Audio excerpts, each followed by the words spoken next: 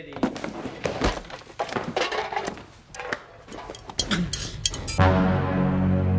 Halo Lur, apa kabarnya Brody? Kali ini Pandawa 5 mau ulas alur cerita film yang berjudul Limitless. Di mana ada sebuah pil yang membuat sedungu-dungunya manusia bisa menjadi smart atau pintar.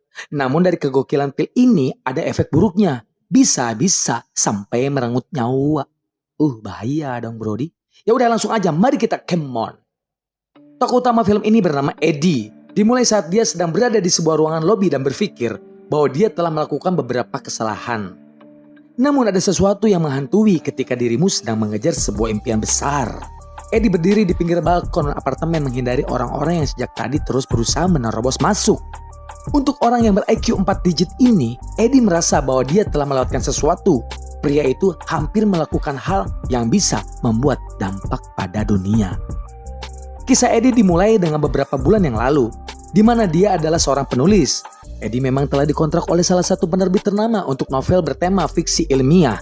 Tapi setelah berbulan-bulan, tidak ada satupun huruf yang terlintas di pikiran Eddie untuk karya tulisnya. Eddie juga menjalani hubungan dengan seorang wanita yang menjadi kekasihnya, yaitu Lindy. Tidak hanya sebagai kekasih, Lindy juga ini berperan sebagai sahabat, partner, selingkuh, pelampiasan, pelarian, sampai pengecrotan. Pokoknya mas semuanya deh. Ini yang membuat hubungan mereka berakhir. Lindy bahkan tidak mengizinkan Eddie melamarnya.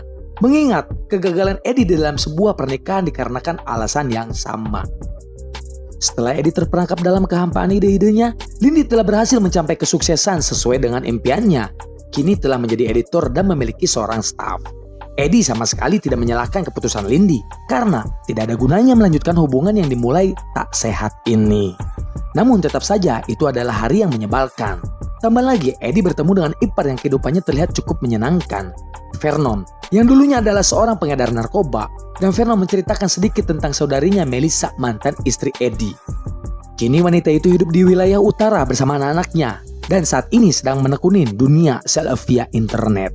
Sedangkan Eddie tidak ada yang bisa diceritakan selain kehidupan sebagai penulis yang telah mendapatkan kontrak dan saat ini pikirannya benar-benar buntu.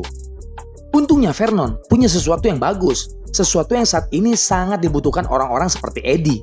Sebagai obat ajaib berkode NZT48. Tapi bukan 48 ini ya.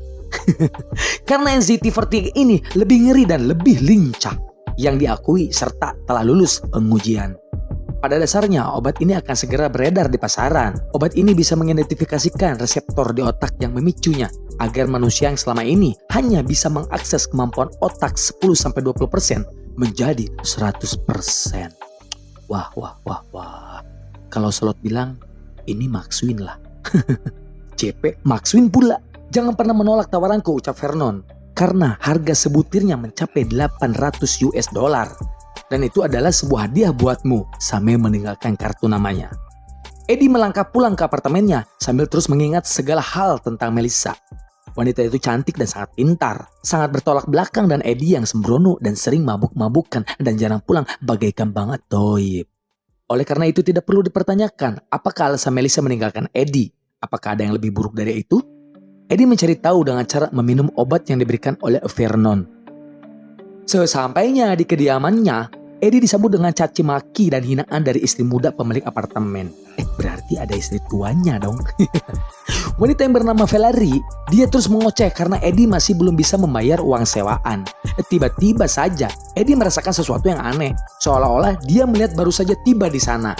Pandangannya menjadi sangat cerah dan dia juga merasakan pikirannya semakin fokus dan menjauh dari Valerie.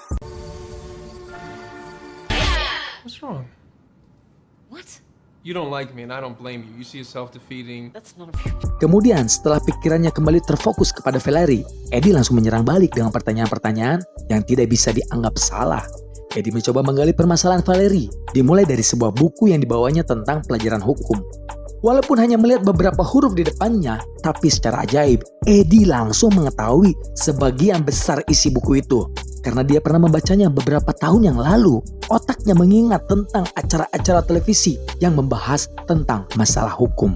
Sehingga pembincangan mereka semakin menarik dan akhirnya Valerie meminta Eddie membantunya menyelesaikan makalah dan pengecrotan.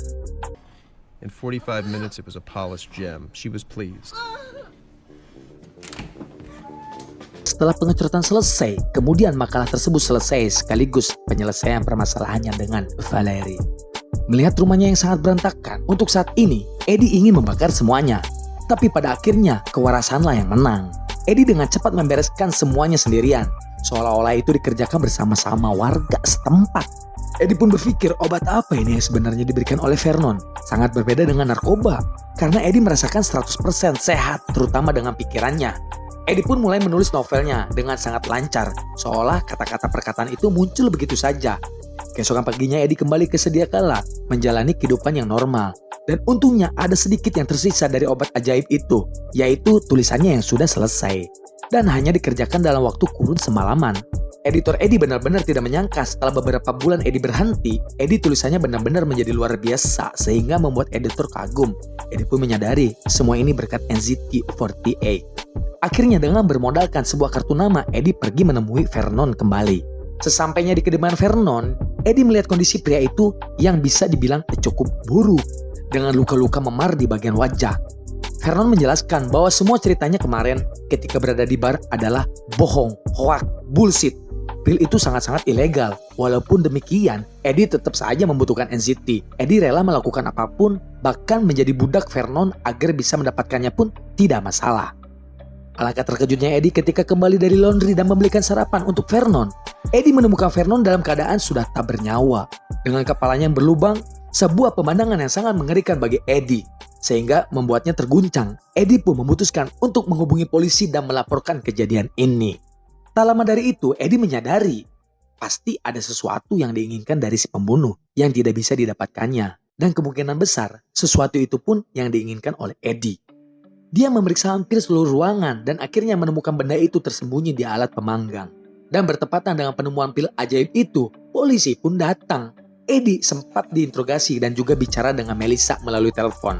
Melissa sangat menghindari pertemuannya dengan Eddie. Wanita itu hanya menyapa dan segera menutup teleponnya Eddie. Kini Eddie memiliki sebungkus pil ajaib. Wow, yang pastinya sangat diinginkan semua orang. Pada awalnya dia merasakan ketakutan akibat paranoid. Tapi hari-hari berikutnya Eddie menjalaninya dengan penuh kesungguhan. Mengkonsumsi tablet sehari yang membuatnya menjadi tak terbatas. Selain bisa dengan cepat menyelesaikan tulisannya, Eddie menjadi tahu banyak hal yang sangat penting.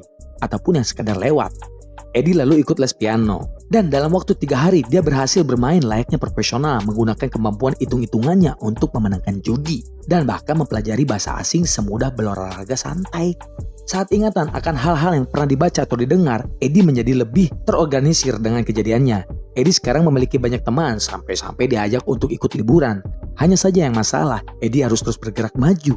Karena jika tidak, maka dia merasakan tubuhnya seolah-olah akan meledak. Contohnya seperti menulis, Eddie tidak bisa menulis sepanjang hidupnya dengan mengkonsumsi obat tersebut. Eddie harus memiliki gagasan baru untuk sesuatu yang lebih besar, tapi pastinya dibutuhkan uang untuk menjalankan kekuasaan itu. Di pasar saham tidak ada yang namanya sukses besar, berbeda dengan Eddie. Dia memiliki NZT dan mengkombinasikannya dengan uang $800 sisa terakhir dari Vernon ini. Dia mendapatkan penghasilan $2,000 per hari. Berikutnya $7.500, kenaikan yang sangat lambat. Oleh karena itu, Eddie membutuhkan modal yang lebih besar.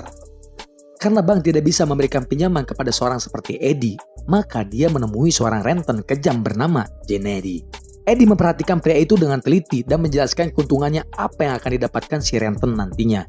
Eddie pun mendapatkan pinjamannya dan tentunya dengan persyaratan mutlak, yang mana Eddie harus mengembalikan uang tersebut dengan semua keuntungan yang ditawarkan tepat pada waktunya. Jika tidak, nantinya tubuh Eddie akan dipotong hingga lemas dan mati. Kevin Dayol, seorang teman yang awalnya memperkenalkan Eddie kepada permainan ini. Lalu Eddie mengandalkan dosis NZT untuk mempersingkat waktu belajarnya. Dan boom! Di akhir pekan ini meledak. Akibat kemasukan dana lebih dari $20.000, berita itu menyebar dengan cepat dan pekerjaan terus berdatangan. Sama halnya dengan tawaran pinjaman dari bank. New York Post mempublikasikan artikel tentang Eddie dengan atau tanpa izin darinya. Saat terakhir sebuah berita mengejutkan dari Kevin bahwa atasannya yaitu Cal Palone ingin bertemu dengan Eddie. Kehidupan Eddie benar-benar meningkat dan sangat sukses dibanding yang dulu. Bahkan Lindy dibuat tak berdaya ketika melihat kecakapan Eddie yang kini bisa berbahasa Italia. Hubungan asmaranya dengan Lindy telah kembali dan lengkaplah sudah kebahagiaan Eddie. Namun selain kebahagiaan, masalah pun juga mulai bermunculan. Eddie sempat melihat seorang pria misterius secara diam-diam memperhatikannya. Selain itu, kini Eddie mulai merasa ada yang aneh pada dirinya. Menjadi semakin singkat. Sampai-sampai dia tidak mengingat kapan terakhir kali dia memakan pil tersebut. Beberapa hari pun berlalu dan kini saatnya menemui atasan Kelvin. Bernama Calvalan Lun. Banyak pertanyaan yang dilempar olehnya. Mulai dari rahasia kesuksesan Eddie hingga berbagai macam formula yang digunakan untuk kemenangannya. Dalam perjalanan pulang, Cal memberikan beberapa list yang terdiri dari beberapa perusahaan dan meminta pendapat Eddie tentang hal itu. Jawaban Eddie benar-benar sangat memuaskan Cal Van Loon. Akhirnya mereka membuat pertemuan selanjutnya di esok hari. Eddie memang turun dari mobil Cal, namun Eddie tidak pulang. Eddie terus maju berjalan bergerak menelan dan mencerna apapun pengetahuan yang didapatnya di masa-masa dalam hidup.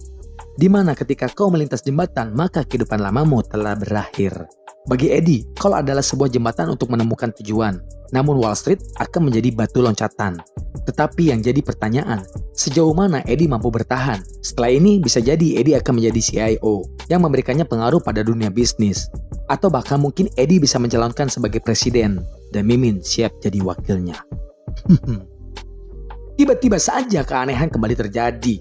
Eddie merasakan waktu yang terlewati begitu cepat. Beberapa langkah saja Eddie telah membawanya melewati 20 blok. Kemudian Eddie mencoba berjalan melewati 10 blok lagi. Dan ternyata sangat mengejutkan. Eddie berada di pusat kota. Eddie terus berjalan mendatangi beberapa tempat termasuk tempat hiburan dan masih banyak lagi lainnya. Semua terjadi seolah di luar kesadarannya. Hingga Eddie tersadar saat menabrak salah satu berandalan di stasiun kereta. Untungnya Eddie pernah menonton beberapa film action yang menampilkan gerakan bertarung. Sehingga dengan efek NGT, Eddie mengakseskan ingatan tersebut layaknya menonton tutorial bertarung. Eddie dengan cepat mengalahkan semua berandalan dan kembali berlari menyusuri kota melewati bermacam-macam kejadian. Yang akhirnya di pagi hari Eddie pun benar-benar tersadar karena efek NGT telah habis. Eddie tidak bisa mengingat apa yang terjadi pada dirinya selama 18 jam terakhir. Siang harinya, Eddie ditelepon oleh Kelvin yang mengingatkannya janjian pertemuan mereka dengan Cal Van Loon. Awalnya Eddie menolak pertemuan tersebut karena persediaan obat ajaib yang telah habis. Sampai itu, Eddie hanyalah manusia suram, sedikit dungu dengan nol pemahaman akan bursa saham. Karena merasa tidak enak, Eddie pun terpaksa mendatangi pertemuan itu. Eddie tidak hanya terlihat bodoh, bicaranya nggak karuan, juga ngelantur. Dan akhirnya, sebuah pemberitaan pembunuhan di hotel mewah membuat pikiran Eddie benar-benar terganggu sehingga akhirnya dia menyerah.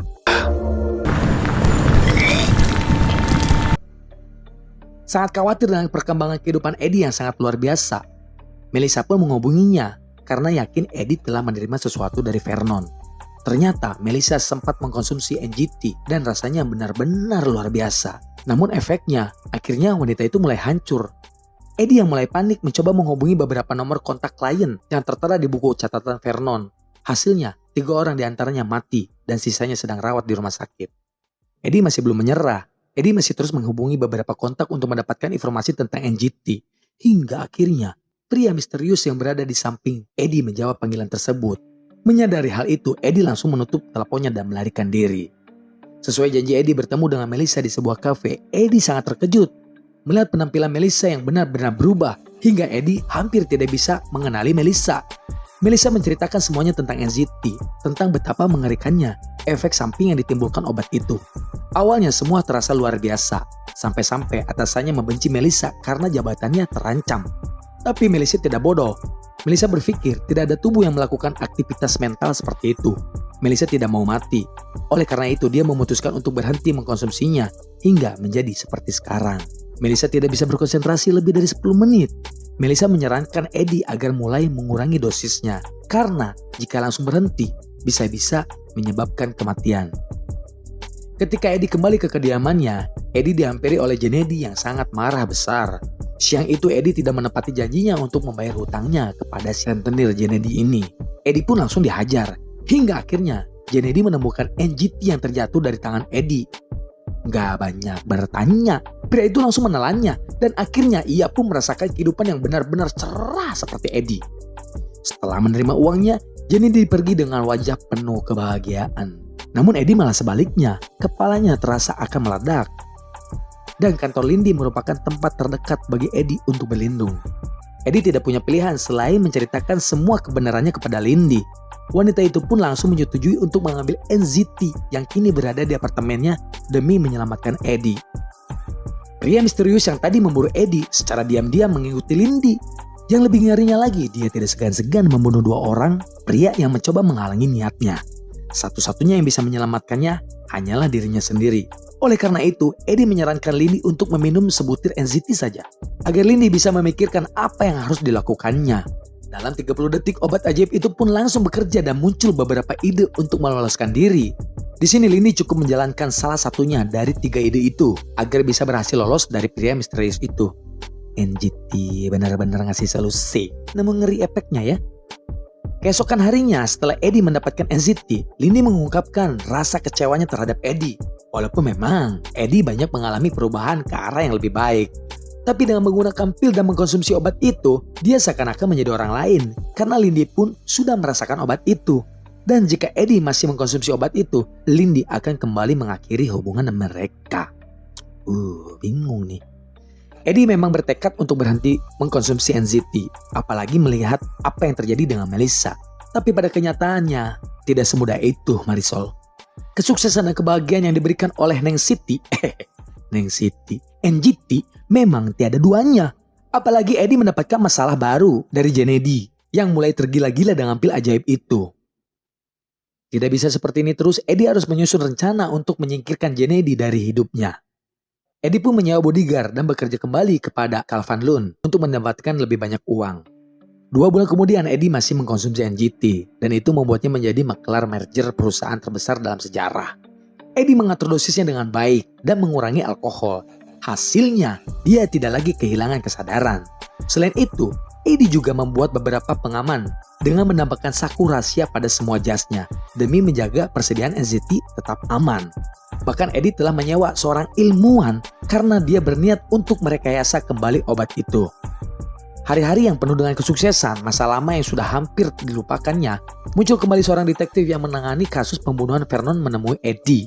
Tapi dengan kasus yang berbeda, yaitu pembunuhan Maria Finberg di sebuah hotel. Untuk itu Eddie menyewa Brent Morris, pengacara paling mumpuni di New York untuk mengatasi masalahnya. Eddie pun telah kembali berlari di jalur kesuksesan untuk meraup uang sebanyak-banyaknya.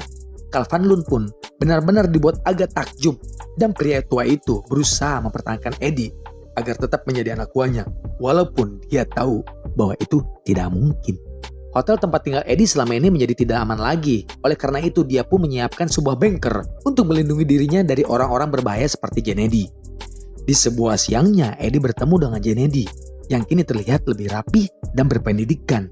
Gennady membutuhkan 20 pil dan mereka mulai saling mengancam satu sama lain. Tapi Gennady tetap bersikap tenang karena di bawah pengaruhan NZT. Jelas ini tidak bisa dibiarkan, tapi Eddie yakin dengan uang $40 juta yang akan didapatkannya sebagai komisi, permasalahannya dengan Gennady akan segera berakhir. Pada hari penyatuan perusahaan, Hank Wood tidak bisa datang karena terbaring di rumah sakit. Sebagai gantinya, istri Hank Wood datang menangani berkas-berkas itu. Ternyata pria misterius yang membutuhkan Eddie selama ini adalah supir dari Hank Wood. Eddie sama sekali tidak terkejut. Semua menjelaskan mengapa Hank menjadi sangat sukses beberapa waktu belakangan. Dan pastinya Hank Wood tidak akan bertahan lama karena tidak mendapatkan NZT. Eddie merasakan penasaran ada berapa banyak orang di luar sana telah mencapai kesuksesan dengan menggunakan NZT. Dan berapa banyak pula orang yang mati atau sakit.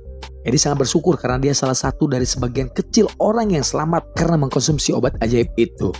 Hari menjalani pemeriksaan pun dimulai. Setelah itu Eddie lanjut langsung menemui Calvin Lund di kantornya. Pria tua itu terlihat sedikit kesal dan melemparkan beberapa pertanyaan kepada Eddie terkait kondisi Hank Wood yang sedang sekarat di rumah sakit. Kebetulan hari itu Eddie sedikit terlambat meminum NZT, sehingga hanya sedikit kalimat yang terlintas di otaknya untuk menjawab pertanyaan Calvin Lund. Sangat mengejutkannya lagi, Eddie sama sekali tidak menemukan NZT di saku jasnya. Dan yang lebih parahnya lagi adalah sebuah paket yang diterima oleh Eddie, yang ternyata berisi tangan daripada bodyguard-nya Eddie. Eddie yang merasa ketakutan langsung kembali ke bunker. Eddie mengetahui bahwa pengacara itulah yang mencuri NZT, karena ternyata pengacara licik itu adalah anak buahnya Hank Wood. Permasalahan ini tidak selesai sampai di situ. Dari kamera pengawas, dia melihatnya, Gennady dan anak-anak buahnya telah bersiap untuk mendobrak bunker. Bahkan mereka membawa mesin pemotong baja. Jadi disinilah Eddie berada di pinggir balkon menatap lurus ke bawah ke arah trotoar. Eddie yang yakin bahwa Kennedy akan membunuhnya secara perlahan. Tapi kembali lagi akan selalu ada pilihan yang diambil oleh setiap orang dan sebagai makhluk hidup. Pastinya semua manusia ingin mempertahankan kehidupannya. Pikiran Eddie yang mulai buram mencoba mengingat kembali beberapa benda yang pernah dijadikan sebagai tempat penyimpanan NCT. Seperti kaleng kuning contohnya yang sering digunakan dulu. Mungkin saja pil ajaib itu ada di sana dan itu sudah lebih dari cukup. Eddie pun berhasil menemukan NCT. Wow. Dan bersamaan dengan itu, Kennedy dan dua anak buahnya berhasil menerobos pintu baja. Sangat disayangkan akhirnya NCT-nya terjatuh dan itu benar-benar membuat Eddie frustasi. Kennedy mengambil dosisnya untuk hari ini. Dan ternyata pria itu sudah sedikit memodifikasi NCT menjadi bentuk cair. Yang bisa disuntikan sehingga efek yang didapatnya menjadi lebih cepat daripada pil. Pinter juga nih. Dua anak buahnya Kennedy berhasil menemukan brankas Eddie dan berusaha untuk membukanya. Ternyata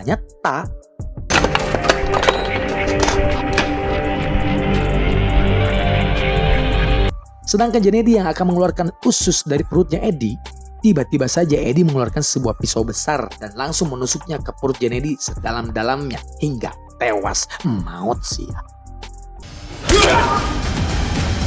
Lalu dengan sangat terpaksa Eddie meminum darah Kennedy yang sudah mengandung NCT cairan tersebut yang waktu disuntikan untuk membereskan dua anak buahnya yang dungu itu.